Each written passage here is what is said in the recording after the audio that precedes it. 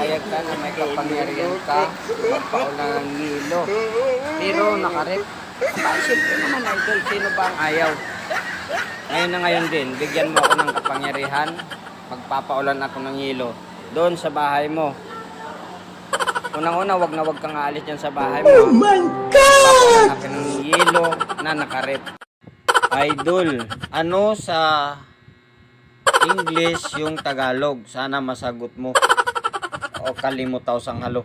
Alam mo naman dong na hindi ako nakapag-aral. Wala akong tinapos. Tapos tanungin mo ako kung ano ang English ng Tagalog. Mapriso ka! Hindi ko nga alam yan dong. Kaya yung mga teacher dyan na nakakapanood, sige, sagutin nyo kung ano ang English ng Tagalog.